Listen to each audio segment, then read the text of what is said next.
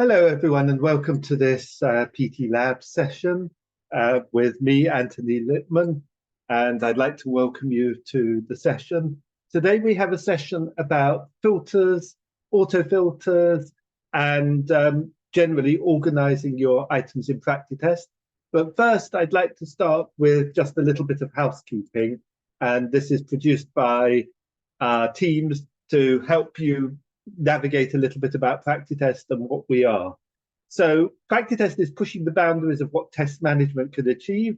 And for our live training Q&A session today, we're going to be talking about, firstly, what PractiTest is. Our journey over the past, now 16 years involves starting off from a position of being a SaaS platform, which has a unique core architecture enabling you to streamline and simplify your processes, even for the most complex and robust testing environment.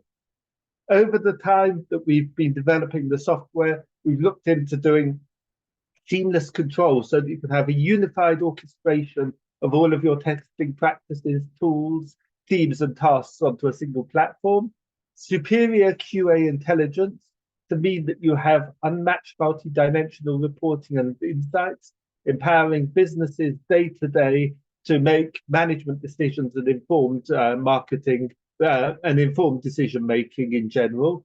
And finally, we reach today where we have redefined QA excellence to give an advanced and AI-driven capability, optimizing your QA operations so that you can focus on testing exactly what's needed and when it's needed.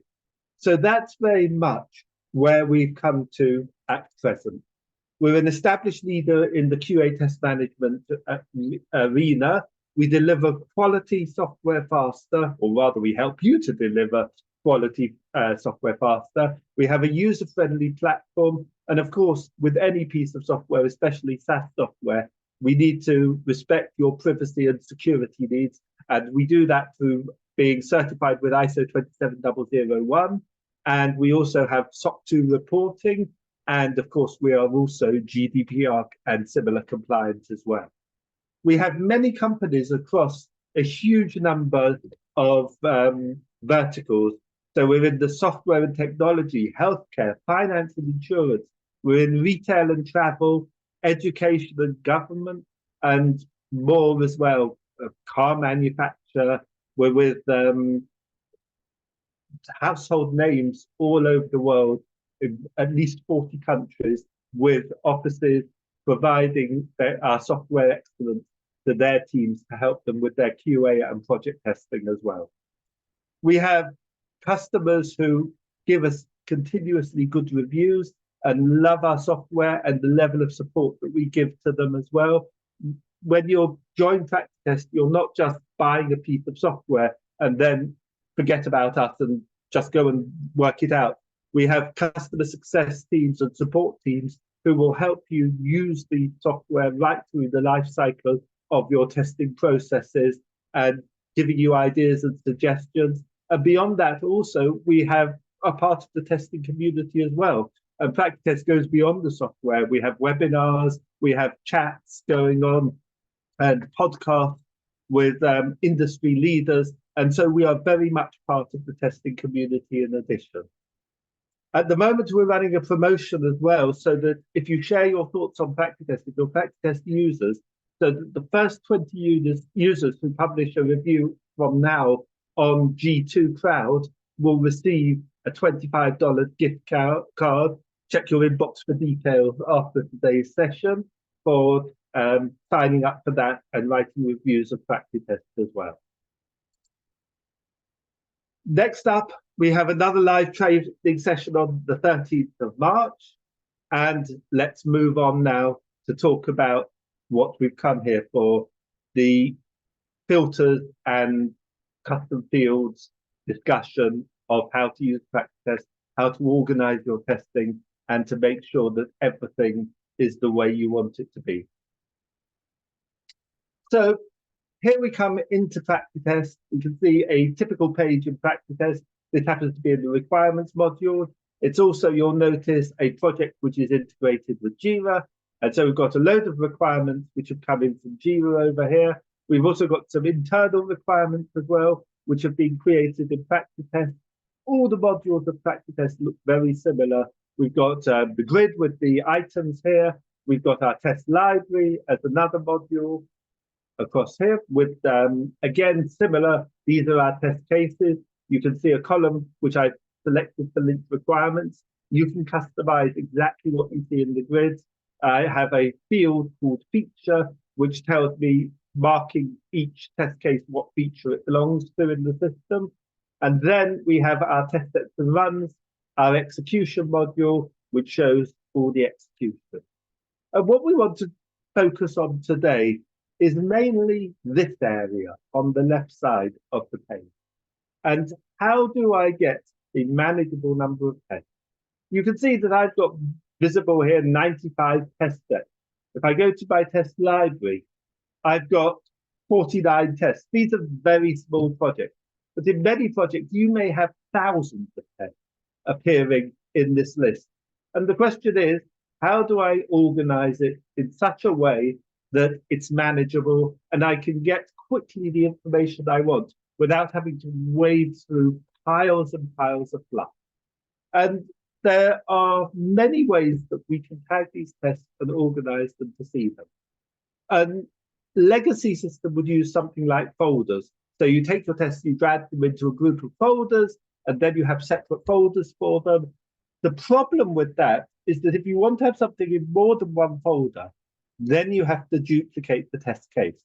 And our methodology says, don't duplicate anything more than it's absolutely necessary to, for a very simple reason. If you duplicate it, then you have to find it again and also maintain it. Now, when you're dealing with photos, for example, and you're running them through Photoshop and then coming out with the results at the other end, you're going to want to have lots of different folders with lots of different stages. You're going to want to have your untouched raw photo or JPEG image, which has come directly from your camera. Then you're going to want to have the processing in process version of the photo as it's going through Photoshop. Other image editing software also exists as well, but you're going to want to have lots of different versions, and then of course you're going to want to have the finished version as well. So you're going to have different folders for each of those, and you're going to want to be able to keep them separate. You're going to be able to want to keep all of your different stages and have backups of them, and they're all going to go in different folders. But when you're doing testing and you're trying to manage maybe 1,000, 2,000 tests, the last thing you want is duplication, because then if something changes in one of those tests, oh my gosh, where do I find all my tests which have changed as a result of it? So it's much simpler if you can keep a relatively generic test. And with that relatively generic test, then you make slight changes to it when you execute it. And that's where the principle of PractiTest test library comes from. You keep your generic tests in the test library, and then when you execute them, you make permutations of those tests called test instances, which live a separate life, but they are traceability linked to the original test. So that if you ever need to make a change to the original test case, then you only have to change it at the original test case in the test library level. And in future, every time you run these tests, then you will see the changes which you've made, and those changes which you've made will carry through into future runs as well. But nevertheless, we still need to have our tests and our test sets organized so that you only see the ones you need when you need them. And for that, we use a system of what's called custom fields and filters. So, for example, I've got a custom field here called feature, and you can see the different values which I've assigned to some of them. You can see also that I've got gaps here where I've very naughtily not assigned values. Don't fear. If you've not assigned certain values, either when you created or imported them, because when you import them, you will get the values coming through as well. If you haven't got them, then you can always do a batch edit to add them. So, for example, let's say that these 3 tests need to be added to a certain specific feature. I'm going to click the batch edit button, and now I can see I've got my features over here. I'm going to select the feature I want to add it to. I'm going to add it to drinks menu, click the update field here. And this is all fully customizable. I don't expect you to have any features called drinks menu or whatever, or business flow or whatever it is. You set up your own custom fields with your own values in, which are relevant to your project and the modules of your project. You can either have the same custom fields in multiple modules, or you can have different custom fields in different modules. Generally, in the test library, it's good to have things like areas of the software, features of the software, workflows, things like that. Areas which are going to be generic to the test cases. You don't want to have execution times in general. You can put them in if you want to, but in general, that would limit it down, and you don't want to limit the test cases. So you might have something which is the feature, and then when you come to the test sets and runs, then in the test sets and runs, you're going to have permutation-based custom fields. So if you want to run your test on, let's say, Android, iOS, and a web app, then you would have that at the level of the test sets and runs and not at the test case level. So we now have set up a load of custom fields. Let's just look at a particular test case of mine over here in the test library. Over here, you can see I've got my custom fields. I've got a feature custom field. We could have more. Generally, we recommend about 3 or 4 custom fields per module, not more than that, because, of course, there's a temptation for people not to fill in things. And if you've got something which is too complicated, it makes it difficult to manage it. So probably usually 3 or 4 per module of the system. And once we've got our custom fields filled in, we can now create our filters. And filters, as I've said, they work in the same way as folders, except you don't have this duplication. And it means that as soon as you've created a filter, all it does is it pulls the items into the view. So they don't exist multiple times, but you can create multiple views which will pull the information into each of the relevant places. So let's go back to our test library and let's create a filter. So I've got some filters which I've done over here already. Let's just do a new filter and let's see the sort of variety of things that you can choose to put in your filter. You can see I've got my AND criteria here, which chooses the content of the filter. And you can see I've got all of my custom fields and many other things like system fields here as well. I can filter by author. I can filter by assigned to, if I've set up assigned to in the test library. I can filter by planned execution date. I can filter by name. I can filter by status. The test library, the status are usually things like ready, obsolete, draft, in progress, maybe in review, things like that. So I can set up by status. I can set up by run status, which would be the last run status of the test. I can set up by sprint, priority, created date, last modified date, step count, folders. If I want to see large enough tests which have got large numbers of steps in them, I can filter by that and see how many steps I've got. So for example, steps is, and then you've got lots of choices, is greater than, is equal to, or greater than, less than, equal to, or greater than, not empty. Well, I hope that they will not be empty. Or you can set it by is not. And then you just choose your number to select over here.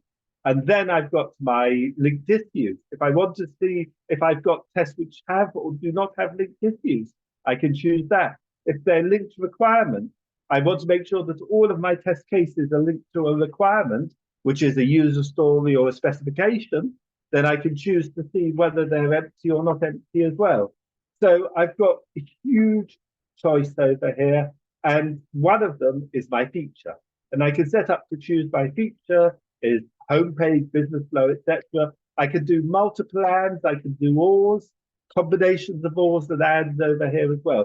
So I can really get my filter to show exactly what I want it to do. And beyond that, I can not only do that, but also I can set it so that it will show all of the information which I need in a hierarchical method as well. Just like a folder, you can go from parent to child. With a filter, you can also do parent to child as well. So I've got my change parent filter option over here as well. So I can have a parent filter and a child filter.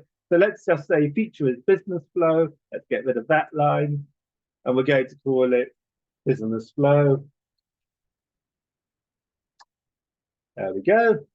Let's create it. Choose my columns in the grid over here. And so I've got my business flow over here. Now, supposing I want to create a parent filter for that, and I want to have it, let's say, created in the last 90 days. So I'm going to do new filter, created last 90. I'm going to click on add criteria. I'm going to go over here and say created is, and then you can either choose an absolute date, but in my case, I want to do in the last, and I'm going to do 90, and then we can select minutes, hours, days, or weeks. There we go. Let's create it. So now I've got my created in the last 90 days, but my business flow is not under it. So I can now edit the filter and I can put it under created last 90 by changing the parent filter from no parent and then created last 90. And now I have a parent-child relationship over here between my created last 90 and business flow. So you can see created in the last 90 is also only one test, but business flow is within that. And you can see it's a business flow as well. So this shows you the parent-child relationship, the hierarchical filters. You can collapse them and expand them like this over here. And this gives you the ability to really customize your filtering. But of course, it does take a bit of time to do this. And because of that, we have another special type of filter as well. And that is the auto filter. And the auto filter is a really quite brilliant design in that what it does is it will look at the values in the custom field and automatically create a filter containing all those values and showing you when they were last, when they are applicable. So for example, this filter has homepage, business flow, sorry, this field has homepage, business flow, account flow, drinks venue, login, and drink select. And what I can do now is I can create an auto filter which will show all of these values in it. So I'm going to go to new filter and I'm going to click the auto filter. And I'm going to do select field and I'm going to do feature. And let's choose what columns we want to see over here. Let's just verify. Have we got feature in here? Yes, features over here. Let's put it right up at the top so that you can see it. So it's very prominent on the left-hand side. We're going to do create filter over here now. And over here, you can now see that we've got all of our items by feature. Now, you'll see that there are blanks here. But when we expand the filter, the auto filter, you'll see that the auto filter is by feature. And then it gives me all of the values over here. And you can see also the number of tests in each of the filters. So the home page has 3, and if I click on it, lo and behold, there we go. We've got 3 homepage tests. Business flow has 8. And now the amazing thing about and then it shows me how many empties I've got as well. So you can see that I've got 17 empties, which I shouldn't have. So let's batch edit them out and put them all into a particular value. Let's go to feature. Maybe I don't know what they are. Maybe I should put them under TBA. So I'm going to create a new value called TBA over here. So I don't know what they are, but they shouldn't be left as empty. So I'm going to call it TBA, create a new value, value added successfully. Click the update button. Yes, I am sure, thank you. And now you'll see that in the others and empty, it's now gone to 0. And you can see that TBA has suddenly appeared. It didn't exist here before, but because it's an auto filter, since this value has now been created in the field, it's now been created as TBA, and it shows me that I have those 17 items which I moved into TBA, are now visible over here as TBA. Now, you might have multiple values where some of them show zero. In a moment, I'll show you that you can make the zero values disappear and the filter not show. But supposing you want to have two auto filters, one above the other. It's not really going to work in this module of the system because I only have one custom field. So that's not going to be really very helpful. So, oh, I've actually got status. I could do status. Let's do status. So I'm going to say, I want to see by status and by feature. So what I can do now is I can take my feature, click edit over here, edit filter, and I can create a child filter to show me the statuses as well underneath. Or I can do it the other way around. Let's do it the other way around. I'm going to set status as the parent, and then I'm going to set the child filter as feature. So what I'm expecting now to see is each of my statuses, and then inside it, I'm expecting to see the child filter. So when I click change filter over here, you can see now that the auto filter by status has changed, feature has been changed to auto filter by status and feature. And you can see that there are 25 tests in ready, 15 in draft, 2 in ready for review, 3 in review complete, to repair 0, obsolete 0, and other empty values 4. When I open up each of these, you can see my features inside over here. Let's open this one. And you can see now each of the values. Now you may say, there are too many zeros here. I don't want to see all my zeros. Or you may say that zeros are useful to me because it tells me where I've got a gap in coverage. So it's available to see it like that. But if you don't want to see it, we can go here to the edit filter again. And this time we can click on this little checkbox which says hide empty auto filters. And when we click change filter, you'll see now that all the zero ones have disappeared. So now we've got by status ready, status draft. Here are the features. We've got ready for review, which is 2. If I click on it, you can see the only 2 which have, you see all the others are missing here because they don't have ready for review and the business and the child filter as the feature. So those have all disappeared. So you only see the ones which are actually necessary to what you are going to use. So we've got 2 levels of autofilter. What you can do, though, is you can create 1/3 level, which might be the parent. So if I've got, let's collapse these back up for the moment so that it makes it a little bit clearer what we've got. So we've got the autofilter by status and feature with the statuses and features.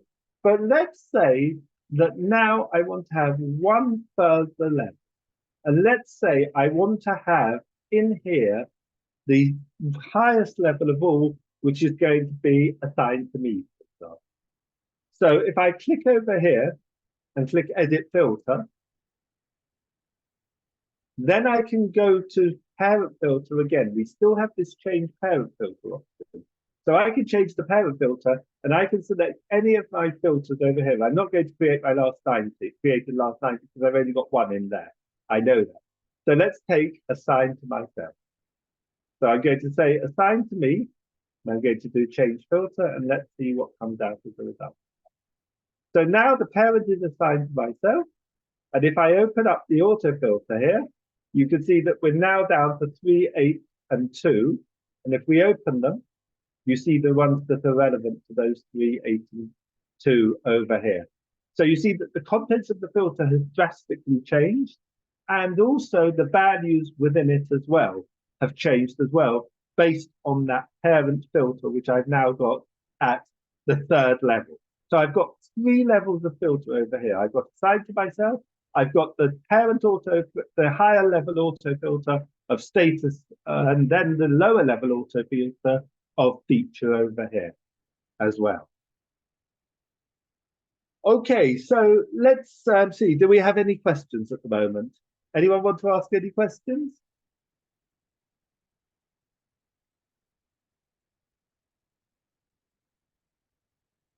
No?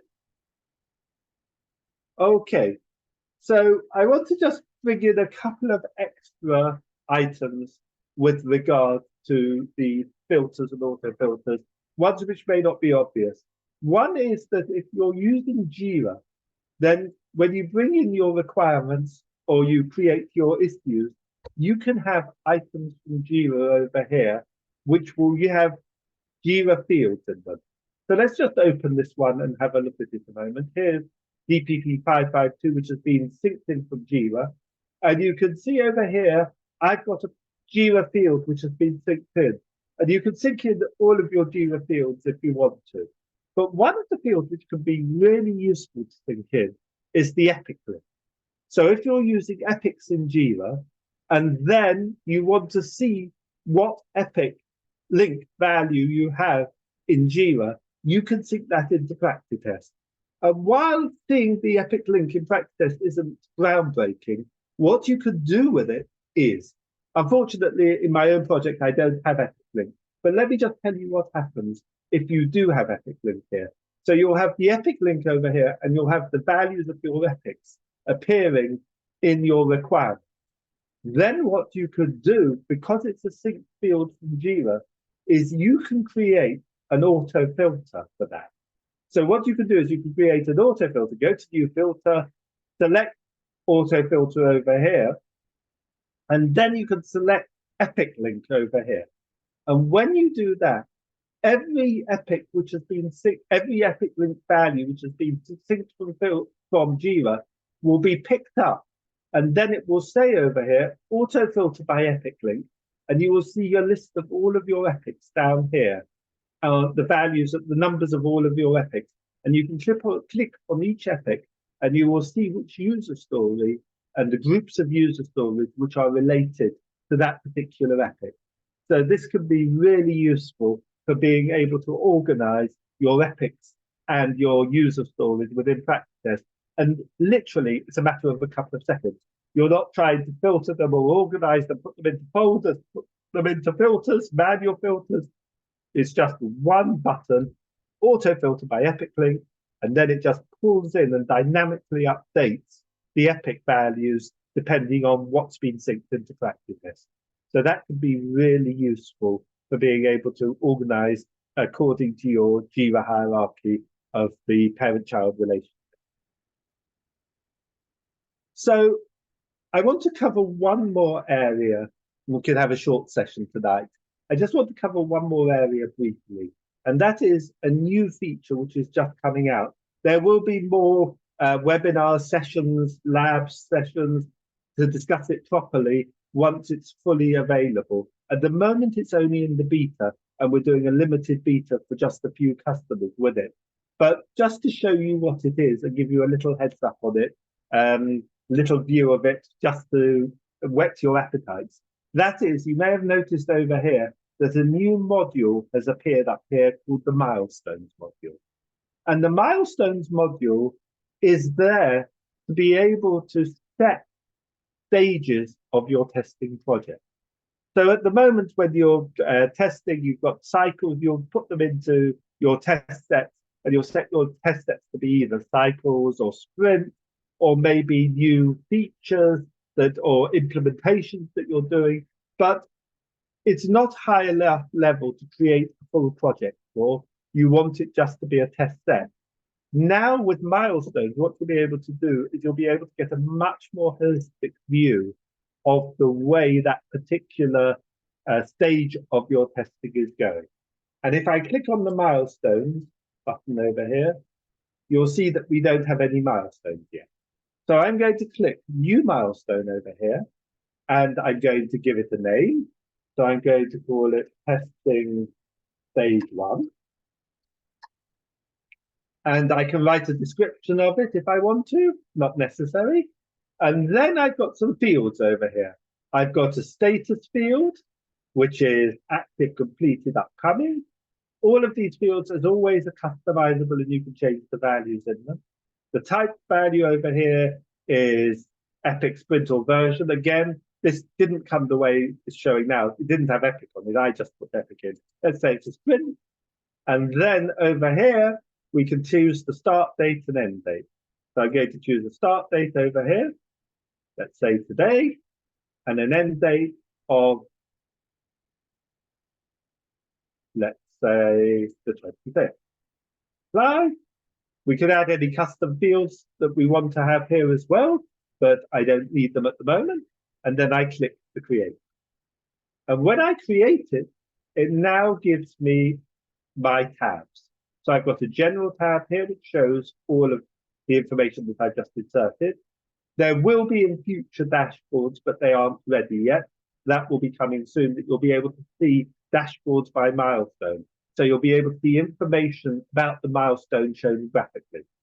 Then we've got requirements over here, and I can add my requirement to the milestone. So I'm going to go over here and I'm going to click link requirement. And I'm going to select a couple of requirements that I want to add to my milestone. You can see we've got our new filters window over here with clear filtering. I can do search by the ID if I want to of the milestone, the name of the milestone, etc. Sorry, requirement if I want to. And here I'm now going to click link these two requirements to the milestone.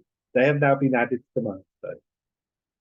You'll see that there are no test cases to be added to the milestone. You don't add test cases. What you link instead is test set.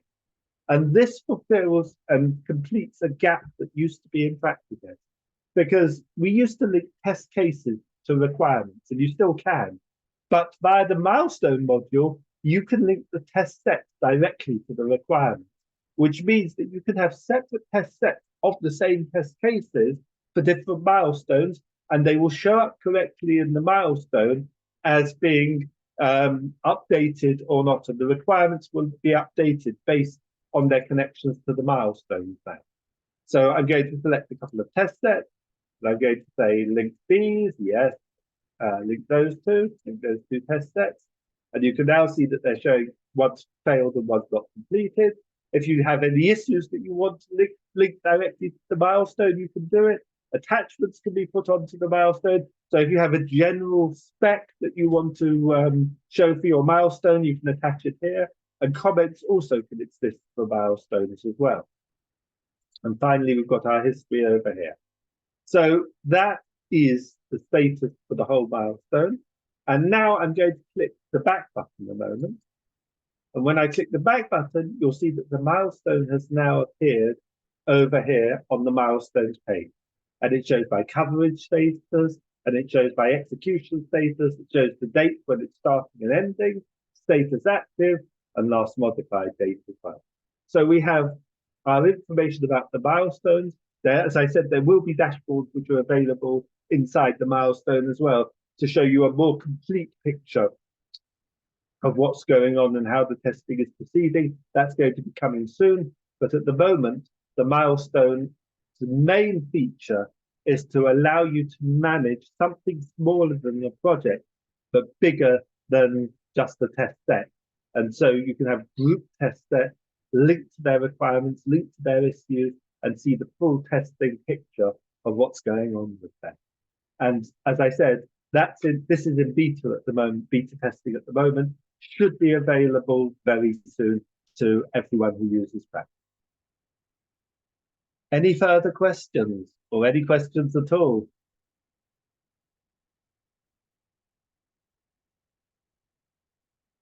No? Please, somebody ask me a question.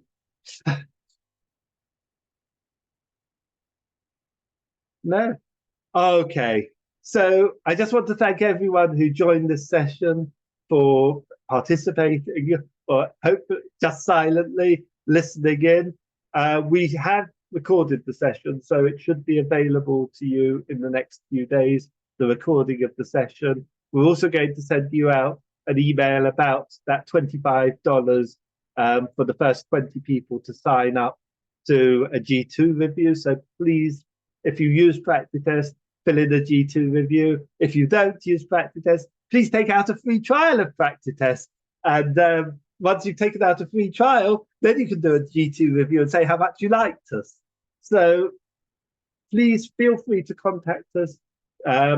Take out a free trial. If you want to contact our sales department, you can do so as well. for those of you who are just looking at PractiTest, it's a really good system, but then I would say that anyway. It gives you all the power of the most powerful legacy systems, but in a much lighter environment. And being SaaS, we are continually updated. As I said before, we have full security. So please give us a try. If you're having any difficulties and you are a PractiTest user, please feel free to contact us, either support by clicking on this little blue button down at the bottom right of your screen, or else if you're on the customer success cycle, please contact one of us, your customer success agent. We deal with methodological questions, issues which you're having, and help you plan through the way you're doing testing as well. And wherever you are, I wish you a good morning, good afternoon, or good evening, wherever you are. Thank you for your participation. Oh, hang on, Q&A? Okay, righto, thanks. Just thanks for a helpful demo. Righto. Bye, everyone.